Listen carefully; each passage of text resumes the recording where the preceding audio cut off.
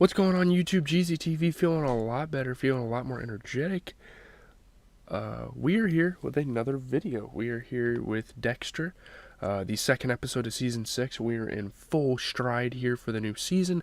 Right after this, I'm going to go upstairs and watch Beef, and then I'm probably going to listen to the new Mine album, and hopefully by the time I can go to work, I can also get you guys the review for that album.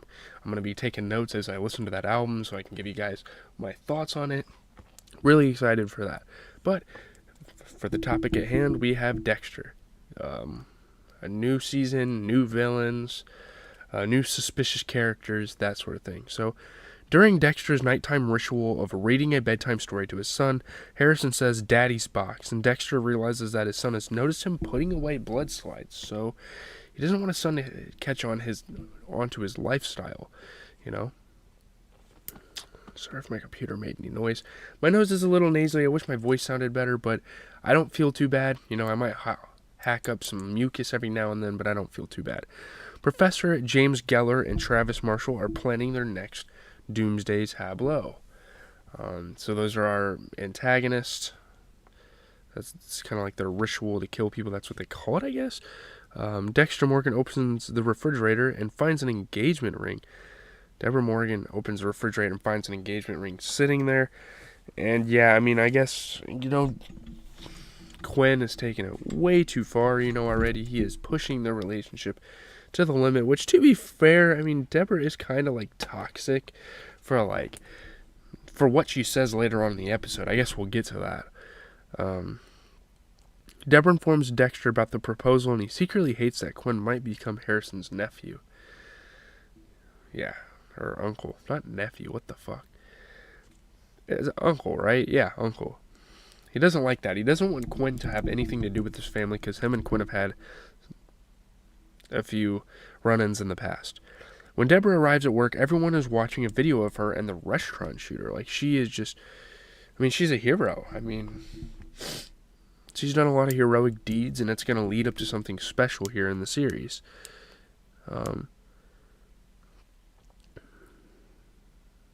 Maria LaGuerta asked Thomas Matthews to finalize Angel Batista's paperwork to become lieutenant, and man oh man, is this going to explode in their faces. Wow. It really is. Not only does Batista not get lieutenant, someone else is going to get lieutenant that Maria hasn't quite loved in the past. Dexter watches Angel interview brother Sam because he's brought into the office.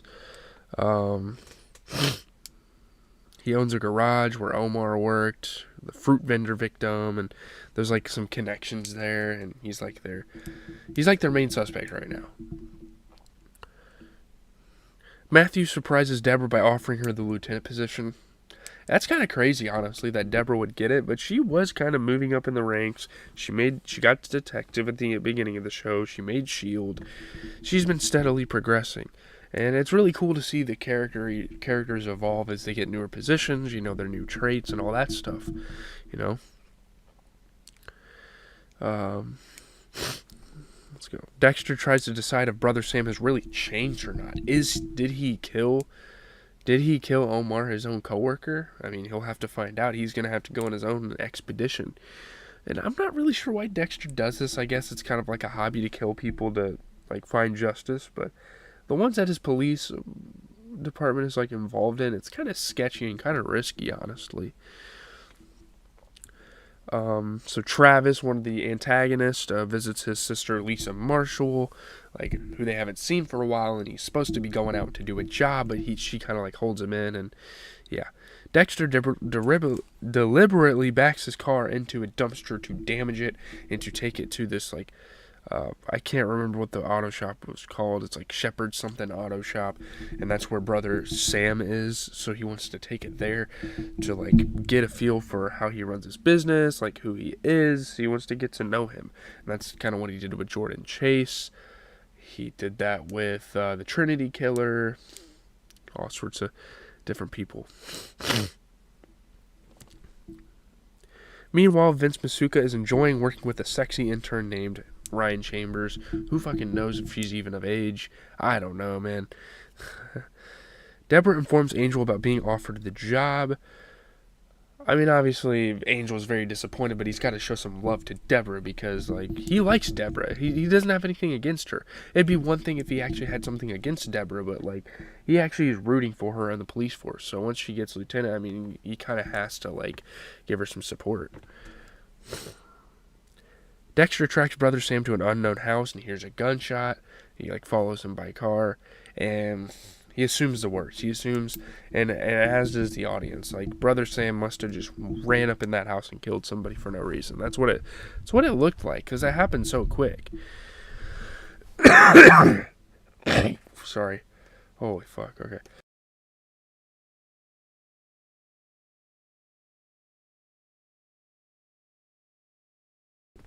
You know that'll happen from time to time.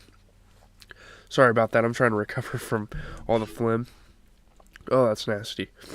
So Sam's like carrying a body, so it like literally looks like he killed this dude and all that. Sam lets Dexter into the shop. Like, they have like a kind of tense standoff. Like, Sam's acting kind of suspicious and weird, even though he doesn't even really have to. He has nothing to hide.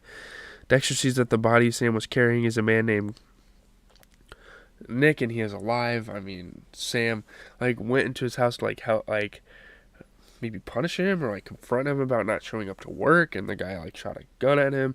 Sam had to like knock him out and bring him to the shop to teach him a lesson, and that's kind of what happened. It's like not what it looks like. Sorry, I gotta blow my nose, man. There might be a couple delays in the video. Trust me, I feel fine, guys. Very congested. Just trying to kind of recover from that, take some medicine for it. But yeah, Dexter learns that the man who pulled the gun is Julio Benes. Dexter knocks one of the guys out with a bat, though. Some gangsters like pull up on them while they're in the garage, and Dexter knocks one of the guys out, and they decide not to mess with him. And yeah, Julio Benes. Yeah, Julio is like a target. He has like hostile intentions, I guess. Deborah is staying with Dexter until she finds a place to live because, you know, obviously Quinn's proposal did not go well, as Deborah's not ready for that type of commitment. And so he kicks her out of the house, and now Deborah's back to square one with her brother, staying with her brother. Vince and Ryan figure out the snakes came from a toxic environment in the wild, not a pet shop. Like, some part of like Miami where there's a lot of pollution, you know. So that kind of narrows it down a little bit. I mean, there's a lot of like swamps in Florida that could have pollution, I bet. But yeah. Maria is angry at Matthews because he promoted Deborah instead of Angel. That's how she says his name. I should start calling him Angel. I'll just say Angel. She's very bitter about it. Like, even though their relationship is over, like, she tried to like make shit up for him, and she wanted to help him out as a friend, and that failed. So now it's gonna look really bad on her part. Dexter ties up Julio inside a barbershop, collects a blood slide, and kills him by slashing his throat. That kind of happens quickly. Everyone is like really shocked as when Deborah becomes lieutenant, and I mean, obviously the audience, Dexter fans, were pretty shocked as well when she was revealed to be the lieutenant from Matthews. Galar burns himself with a red hot piece of metal when Travis shows resistance to carrying out their plan.